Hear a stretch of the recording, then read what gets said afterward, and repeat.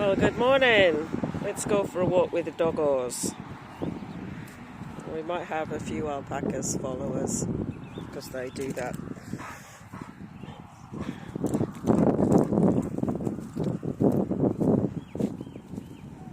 Looks like it's going to be a nice day today with the weather. We've got some promising skies that side and some not so promising skies that side. It is a public holiday today, Matariki, which is the Maori New Year.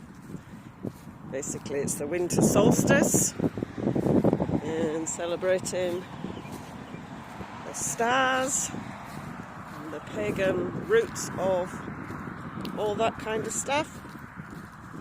Most of us don't really understand it, but there's lots of efforts to educate us in what Matariki means. New beginnings, marking the seasons for planting, although it's blooming cold and wet and rainy. We're planting too much just yet, but everybody is doing well in the alpaca world, in alpaca land there, and dogs are having a bit of a run. It's always a bit of a risk giving them a run when it's been rainy and muddy, because then you end up with muddy dogs in the house. So it's early, it's about 7:30 Friday morning in New Zealand, and yeah, it's going to be a good day. How can I take advantage of this day? I was listening to some Facebook, YouTube reels, I'm not sure which ones they were, they're all alike these days, and one guy particularly held my attention, and he was talking about goals, setting your goals for the next 12 months, and he said write down 10 things that you want to achieve in the next 12 months. Might be weight loss, might be financial goals, personal development goals, whatever. Just write them down and then look at your list and see which one of those goals jumps out, and that's your goal that you're going to work on. And then he says then you follow the 7 steps, and of course the reel ended there, and so you didn't get to know the 7 steps unless you actually followed him. Good ploy, good ploy. But I thought the idea of writing down the goals is something that I've done over the years, and I thought, yeah, that's probably a good idea. Makes it, less, if you give yourself 12 months to do something, makes it, look at that beautiful sunrise coming up over there. Makes it easier to think it's achievable if you give yourself 12 months. So we've got something deciding to bring some spring buds in. Got a bit of a clear up of the riverbank, and I must admit I was underwhelmed when they did it, but the willows, the new willows, and these trees, whatever these are, I'm not good at remembering what trees are called, all seem to be doing quite well. We actually got them growing, you can see them all growing up there above the weed. Mind you, the weed's dominant. Oh, we've got this is a native Scottish gorse bush, which grows really well in New Zealand, and it's a nuisance. I've got a few of them that need to get pulled out. So the river is back in its riverbanks. As you can see, we've got like muddy banks, because it's been right up to the top of its bankings quite often just recently. And yeah, so back to the goal thing. So I think I might have a go at doing that, write my list of 10 goals. One would think, I can't think of 10, but I'm sure we can. So just getting my teeth in. The river has been right up to the top of its bank and into the paddocks. You can see on that fence over there, there's the kind of rubbish that's hung on the fence wire over there. My neighbouring farmer had to fence his riverbank. It's one of the rules that the government's bringing in fairly soon, and he didn't want to lose much land. You're supposed to fence it 5 metres back from the river.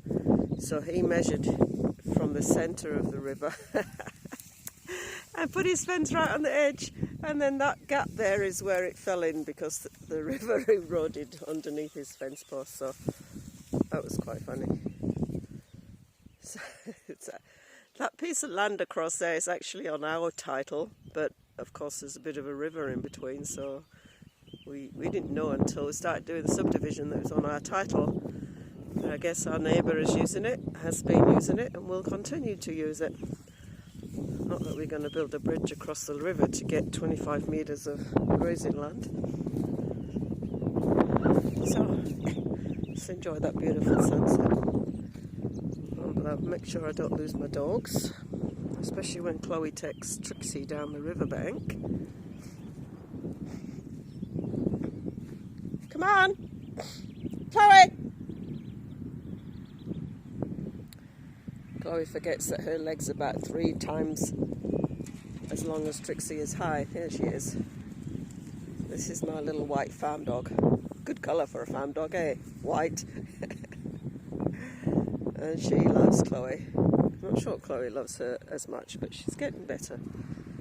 So, we will keep going. I think the alpacas have been munching on in there. They've got a bit of a gap. This is where the tree was growing through the fence, so there's a little bit of wood still hanging in the fence. It's quite cute. There's loads of trees, you can see their stumps, and these are grown over the stumps, these kind of weedy things. But we have got some other plants growing up. Come on! I've lost my dogs now. This is always a bit of a challenge. The dogs love playing in here because it's generally muddy and full of water. That's great fun. I've got a little white one. And had to run in the paddock for a while. The problem with working full time is it's at this time of year, it's dark when you get home and you can't do anything other than just a casual look at the animals to make sure everybody's still standing up. And yeah, so the weekends become very busy as you try and get everything done that needs to get done. So we planted this willow tree about, I don't know, maybe it's 20 years ago now. I've been here 23 years. This bit of riverbank fell in. Our fence went from that corner over there where that strainer post is to that corner over there where that strainer post is, and then the bank fell in, so the fence was hanging off, so we had to do this little V shape in the fence, and we stuck that flax in, and we stuck this willow tree in, which when they cleared the riverbank I persuaded them to leave this one behind. Has got a bit of an issue and some kind of mite or something on it, but it's the only shelter tree that we've got in the paddocks now. You see right over there, that kind of bush over there, that's our gorse. We need to clear that away. See, our sunset's just about gone, sunrise rather. So yeah, now we've got this little V in the thing that the tree has grown, and basically we just broke a branch off and stuck it in the ground. That's how easy willow grows and establishes its roots. And now it's a big shelter tree. Well, it will be when it gets the leaves back. So we will go this way, and we don't have to walk the dogs through the alpacas. A bit of a romping going on. Come on! So years back when we built the shed, we ended up with soil that we had to dump, and that was one of the hills that we created, and the alpacas have made a big roll hole, so it's got deeper and deeper. But they do like playing on that. And there's kind of another one over there, which kind of all just about disappeared now. So when we get the subdivide title in and we put the fencing in, we will chuck some dirt around and redesign the level of the land. This is the floody stuff. It's always quite wet and boggy. You can see the flood pushing the grass up into the fence. This paddock's always very floody. We should have some cow in it or something to eat it down. I haven't managed to talk Grant into letting me have a cow. Probably is a little bit too much while I'm still working full time out of the house to milk a cow. But I think I'd fancy doing some cheese and butter because that is so expensive at the moment. So, we're back up, and the rooster, the one that is no longer welcome, there he is, checking out his girls. They are going to be his girls when we get the stuff organised. And here comes Chloe. Hooray! There's our Chloe. So, that is a walk in the paddock with the dogs. 11 minutes.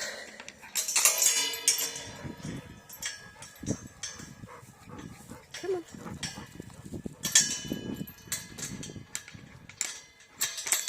So, composting bins. So, I think this is doing quite well. And I got a bit too much rain on it, but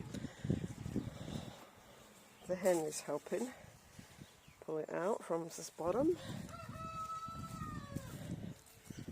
So this girl has just about got all her feathers back. So she needs a clean up. You're looking beautiful. Got all your neck feathers back. I think my strawberries need some attention. I told you about Trixie jumping in there, didn't I? Check out whether I've actually got any peas. Oh, a bit bedraggled. Oh, we might actually end up with some brassicas growing. It's giving it its best shot. This one's giving it its best shot as well. Those are looking a bit yellow, those onions. These are the ones I planted last week, so I think you kind of got eaten completely and you died. But we've got one cabbage growing and the others are looking okay. I've forgotten what's in here. Cauliflowers, I think. Maybe we'll get a couple out. Look at that big chomp out of that leaf. Where is it? Where's it gone? There it is. Look at that big chomp. And I think these need a bit of soiling. So yeah, a few jobs to do in the garden today. We've got the ladies here. We've got some eggs in there that need to be collected. We've got 3 eggs in there, and the ladies are trying to get out. Look, they're digging a hole both sides. So that's, oh, they like their pumpkin. Apparently it's good for them. Not if they don't eat it. So I'm going to bank up these leeks as well, put some more soil around them. You're a nice big one, look at the size of you. I don't need them all out just yet. Not quite sure what these guys think is happening around here, but they've been sniffing at this for a while. They were in here the other day sniffing at this. And carrots are looking good. Potato in the middle. This is the feed bed for the slugs. As you can see, they've trashed all my Brussels sprouts. And I think these were cauliflower. They're pretty well trashed. So we've got, just leave them there and see what happens. These carrots are getting there. Oh, we've got a spare bed, and then we've got these hens to move. Grant and I can just about move this. Oh, look at that sunset, isn't it gorgeous? Sunrise, rather. Grant and I can just about move this cage about 1 metre at a time between the two of us. And you haven't eaten your pumpkin either. And your nest boxes, you need some attention. Space is not very happy with your space, eh? Alright, we'll get you sorted out this morning. I'll sort you out. Alright, that's the walk with the dogs.